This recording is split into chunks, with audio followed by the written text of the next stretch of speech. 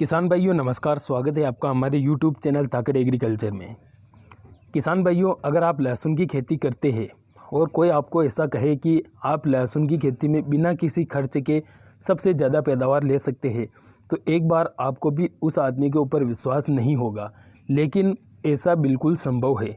आप अपनी लहसुन की खेती में बहुत ही कम खर्च करके काफ़ी अच्छा उत्पादन ले सकते हैं, परंतु उसके लिए आपको कुछ ऐसी जानकारियाँ हैं जो आपको बुआई से लेकर उसकी हार्वेस्टिंग तक ध्यान में रखनी पड़ती है।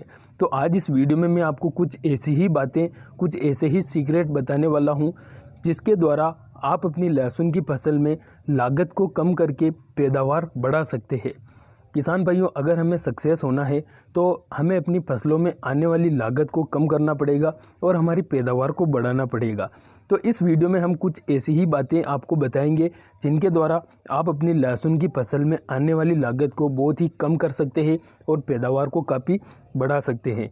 वीडियो को किसान भाइयों आप लोग आखिर तक ज़रूर देखिएगा, और अगर आप हमारे चैनल पर पहली बार आए हैं तो सबसे पहले चैनल को नीचे जो लाल अक्षरों में सब्सक्राइब बटन दिख रहा है उस पर क्लिक करके चैनल को सब्सक्राइब कर लेना और उसके पास में आए घंटे के निशान को ऑल पर सिलेक्ट कर लेना। किसान भाइयों, अगर वीडियो पसंद आए तो वीडियो को लाइक और अधिक से अधिक किसान भाइयों तक शेयर ज़रूर करना। किसान भाइयों, लहसुन की खेती, जैसा कि लहसुन की बुआई का समय अब आ गया है और अधिकतर किसान भाई अब लहसुन की बुआई करेंगे। कुछ किसान भाइयों ने लहसुन की बुआई कर दी है, परंतु अधिकतर किसान भाई अब लहसुन की बुआई करेंगे। अक्टूबर महीना लहसुन की बुआई के लिए परफेक्ट रहता है। तो सबसे पहले इसी के बारे में बात करते हैं कि आप लहसुन की बुआई सही समय पर करें। अगर आप समय से पहले या समय के बाद में लहसुन की बुआई करते हैं तो उससे आपका बीज अंकुरित सही तरीके से नहीं हो पाता है। उसके बजाय पौधा अगर उग भी जाता है तो उसमें कई प्रकार के रोगों का अटैक हो जाता है। तो आप एक सही समय पर लहसुन की बुआई करें। अब दोस्तों, वो ऐसी कौन सी बातें हैं जिनके द्वारा हम अपनी लहसुन की फसल में लागत को कम कर सकते हैं।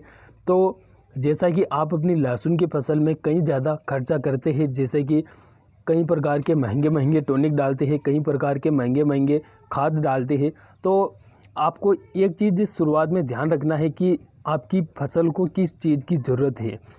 आपको केवल वही चीज़ अपने खेत में डालनी है, उसी चीज़ को आपको खरीद कर अपने खेत में डालना है जिस चीज़ की अपनी फसल में कमी है। उसके अलावा अदरवाइज़ कोई प्रोडक्ट हमें अपने खेत में खर्चा करके नहीं डालना है। अब अगर शुरुआत से मैं आपको बताऊं तो लहसुन की फसल से अच्छी पैदावार लेने के लिए nitrogen, phosphorus, potash, zinc, sulphur, boron ऐसे कई प्रकार के सूक्ष्म पोषक तत्वों की आवश्यकता होती है। तो जब आप लहसुन की बुआई करते हैं तो उस समय पर आप इन पोषक तत्वों की पूर्ति जरूर करें। इन पोषक तत्वों की पूर्ति करने के लिए आपको, जैसा कि नाइट्रोजन, फास्फोरस और पोटास की पूर्ति के लिए NPK 12-32-16 का इस्तेमाल आप बुआई के समय ज़रूर करें। दोस्तों, अगर आप DAP का इस्तेमाल कर रहे हैं तो DAP खाद के साथ में आपको म्यूरेट और पोटास का इस्तेमाल भी बुआई के समय करना है। और अगर आप NPK 12-32-16 का यूज़ कर रहे हैं तो आपको म्यूरेट और पोटास डालने की ज़रूरत नहीं है। पोटास 12-32-16 में ही मौजूद रहता है। अब इसमें अगर आप NPK 12-32-16 डाल रहे हैं तो आपको नाइट्रोजन, फास्फोरस, पोटास मिल जाएगा। इसके साथ में जिंक, सल्फर, कैल्शियम ऐसे पोषक तत्वों की पूर्ति के लिए आपको सिंगल सुपर फास्फेट बुआई के समय डालना पड़ेगा।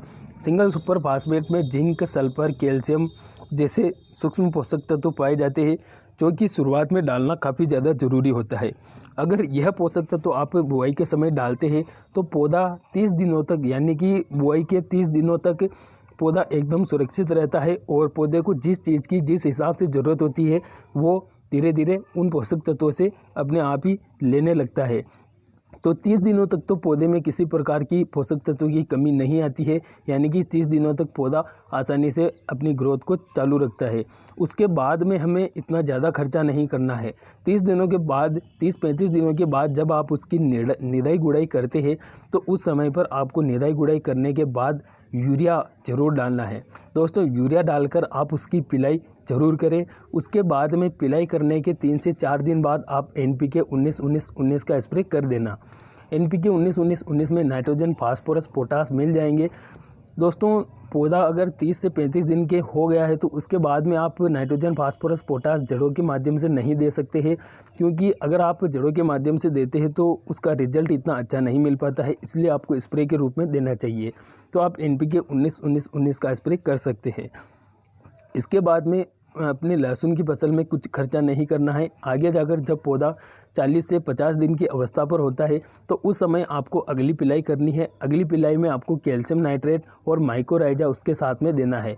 और इसके साथ में अगर आप बायोटा देना चाहते हैं जो कि दानेदार फॉर्म में आता है तो आप वो भी दे सकते हैं। यानी कि 40 से 50 दिन की अवस्था में आपको कैल्शियम नाइट्रेट, माइकोराइजा और इसके साथ में PI इंडस्ट्रीज़ की जो बायोटा आती है उसको आपको देना है, फिर उसकी पिलाई कर देनी है।